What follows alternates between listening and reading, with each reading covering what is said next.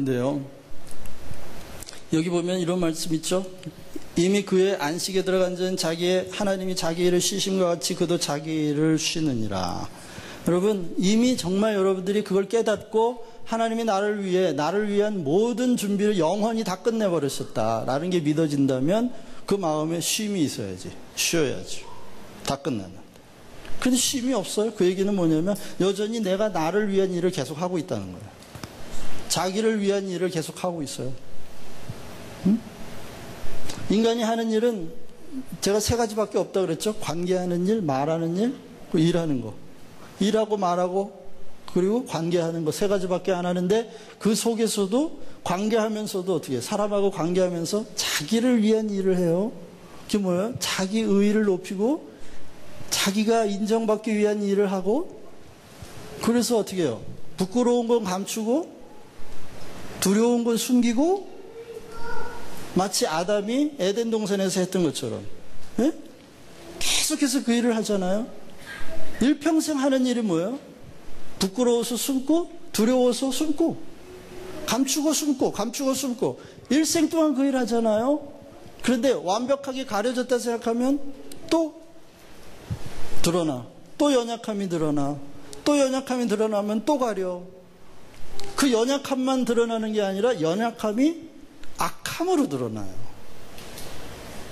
약함과 악함이 교대로 드러나. 그러니까 계속 가리고 숨고 가리고 숨고 일평생 가리고 숨고 가리고 숨고 쉴 틈이 없어요. 그래놓고 안식에 들어갔다 그래. 순 거짓말. 한편으로는 도덕적으로 부끄럽고 두려워서 숨고 감추고 숨고 감추고를 계속하면서도 한편으로는 절대 의존 감정으로 자기 안에 믿음이 있다고 계속 자기를 계속 어떻게 세뇌시키는 거죠. 그건 성경에서 말하는 믿음이 아니에요, 여러분. 아니에요. 이미 그 안식에 들어간 자, 이미 하나님이 다 해놓으셨다는 사실이 깨달아져서 내 도덕적 의무감으로부터 자유한 자는 더 이상 숨고 감추고 숨고 감추고 그 일 한다 안 한다? 안 한다. 안 한다. 여전히 내 안에 연약함이 또 악함으로 드러날지라도 그것 때문에 또 가리고 숨기는 일 한다 안 한다? 안 한다. 이제 안 한다. 드러났어? 또 그랬네. 원래 그런 사람이야. 원래 그런 사람이야. 아직도 많이 남았어. 아직도 많이 남았고 죽을 때까지 그럴 거야. 안식을 누리는 거죠. 안식을 누리는 거. 거기로부터 자유하는 거예요. 자, 이제 시간이 없는데 20분밖에 안 남았어. 어떻게?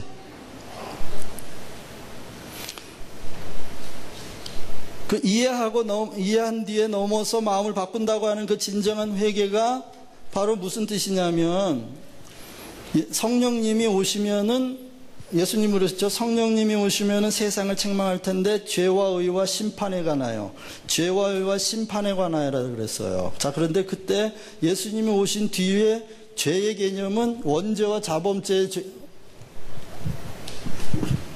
자범죄가 아니라고 말씀드렸죠. 이제는 이미 하나님이 다 끝내놓으신 구원을 믿느냐 안 믿느냐, 그게 죄의 개념이 바뀌었다고 말씀드렸잖아요.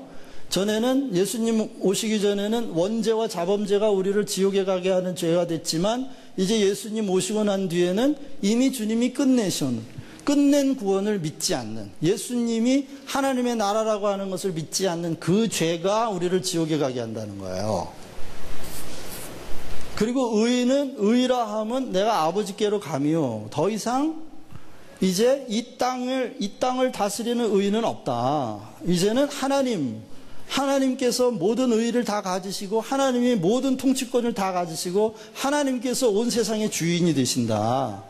그리고 이미 이것을 믿지 않는 자는 심판을 받은 거다 하는 것을 깨닫는 거예요. 다시 말하면 역사에 대한 인식이 달라진다는 거예요. 이제 우리가 무슨 얘기냐면 역사에는 두 가지가 있어요. 하나는 히스토리가 있고 독일어로 말하는 게시테라는 말이 있는데 이 게시테라는 건 역사가 해석된 역사예요. 히스토리는 그냥 사실로서의 역사라면 게시테는 해석된 역사예요. 다시 말하면 역사가 해석돼 버렸어.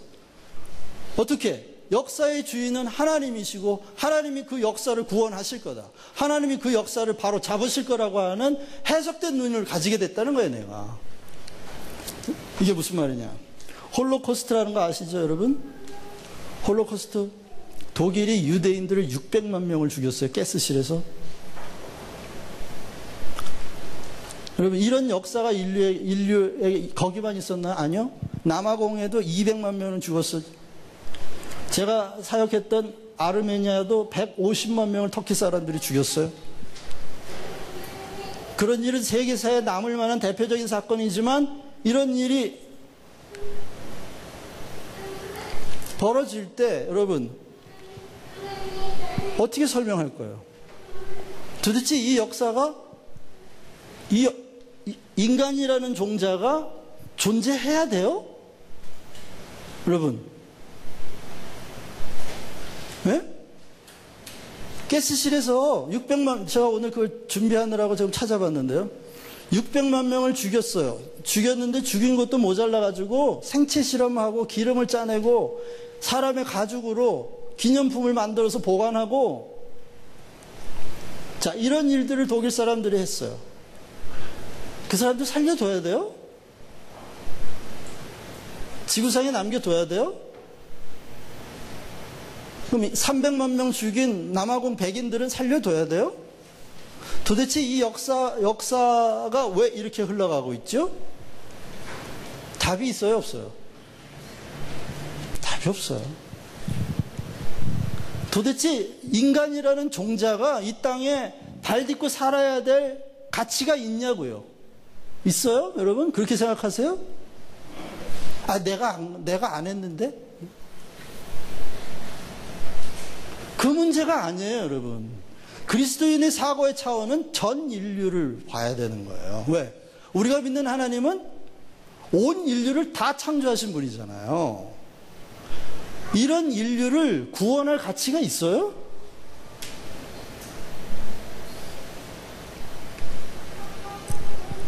영화 얼라이브라는 영화가 있어요. 그 얼라이브라는 영화를 보면 비행기가 산에 추락을 했어요.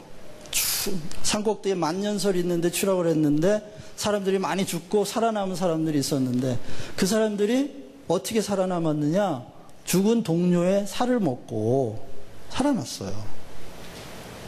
근데 어떻게 그럴 수 있냐? 도덕적으로 안 먹은 사람은, 양심의 가책을 느끼고 안 먹은 사람은 다 죽었고, 야, 사는 게 중요하지. 그 무슨 도덕이 지금 뭐 죽는데 지금 도덕이 뭐냐? 그리고 동료의 살을 잘라서 구워서 먹었던 사람들은 다 살았어요. 자, 이 사람들이 구출을 받았어요. 어떻게 해야 돼요? 사람들? 감옥에 보내야 돼요? 어떻게 해야 돼요?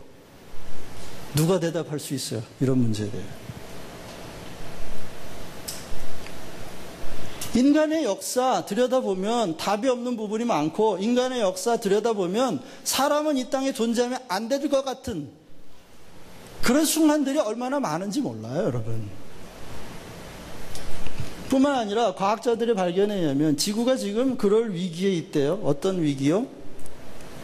혜성이 만약에 지구에 와서 꽝 부닥친다. 그러면 지금 45억 년 동안 존재했던 인류의 문명이 하루아침에 다 먼지처럼 사라져버릴 위기예요. 자, 이런 위기에 우리가 있어요. 그래도 지금 돈 모으고 영원히 살 것처럼 다 집 짓고 다 하고 있잖아요.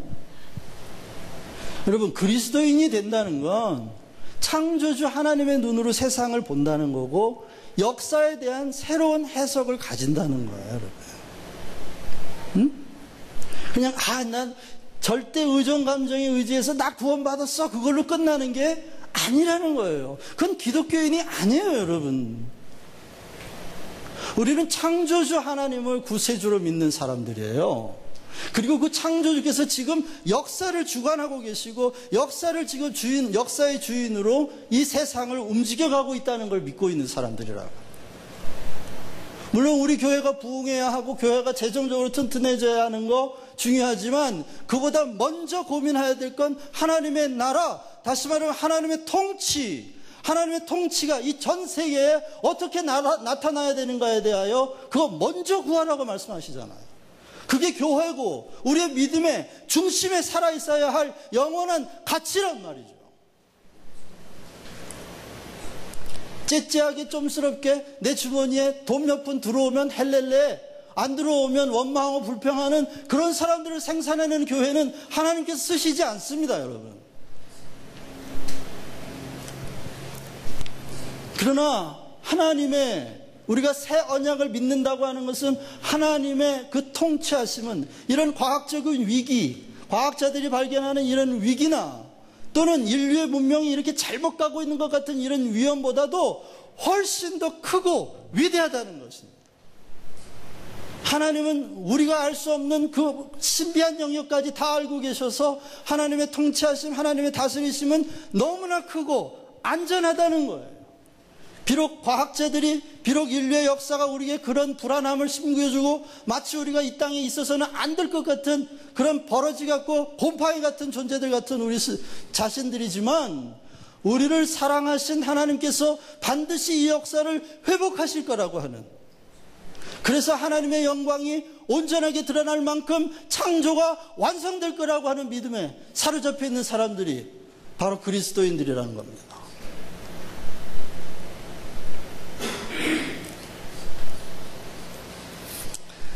그래서요,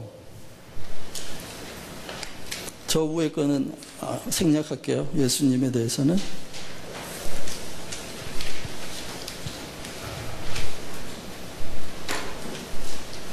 오늘날 그럼 선교라는 게 뭐냐? 선교는 바로 그런 하나님의 나라, 하나님의 통치, 이 사상을 땅 끝까지, 그날까지, 주님 오시는 그날까지 전하는 게 선교입니다. 그게 우리 믿는 자들의 마음속에 항상 꺼지지 않는 불처럼 있어야 되는 겁니다. 땅 끝까지, 그날까지.